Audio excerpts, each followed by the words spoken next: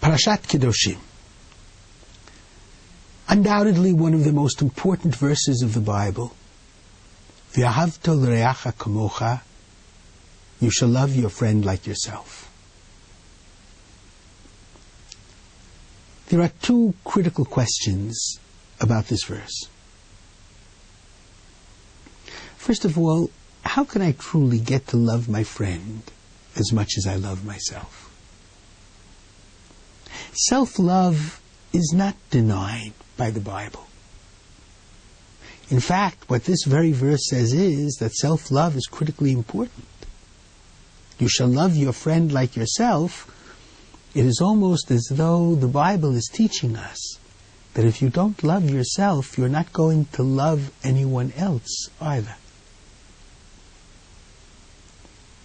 And I've often believed that this verse tells us that often it is a mitzvah, a commandment, to go to a proper psychoanalyst, psychologist, psychiatrist, in order to try to come to love yourself. Because love is very much like a bank. If you don't put money in, you can't take money out.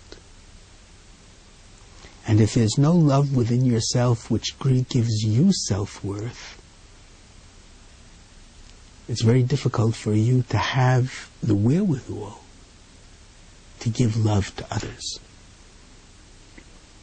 The love that you're giving to others must come from the excessive love that you have for yourself.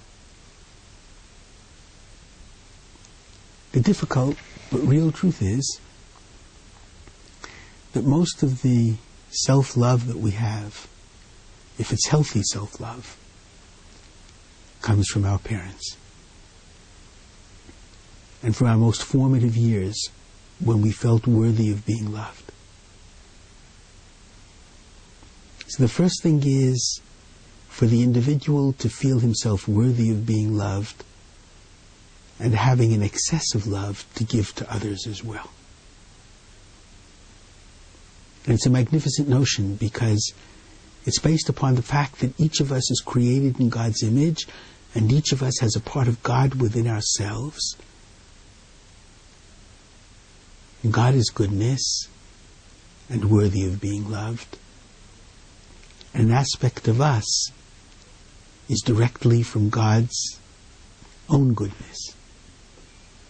It's the portion of God from on high, that breath of life which God breathed within us at the time of creation.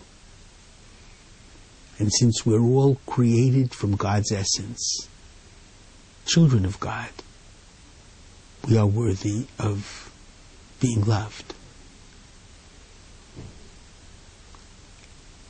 So the first thing that the verse tells us is that we must love ourselves if we are to be able to love others.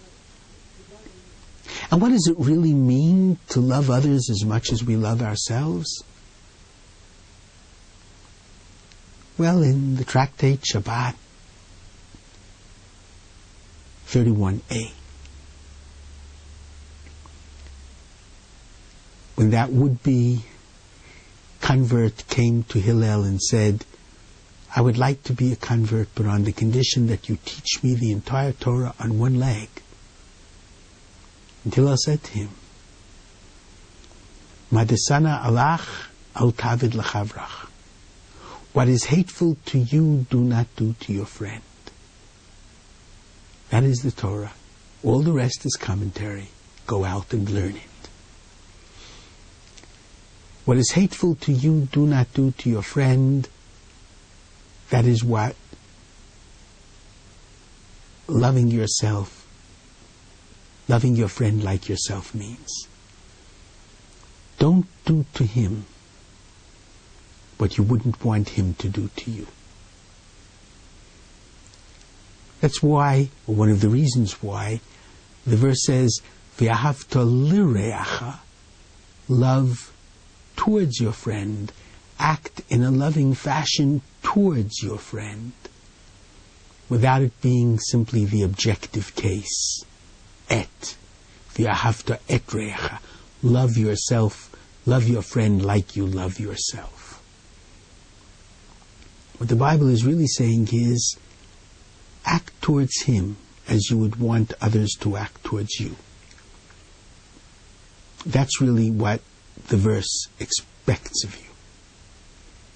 It doesn't expect any individual to feel towards every other individual the kind of concern that he feels for himself. There's only one exception to that rule, and that's your spouse. The Talmud says very clearly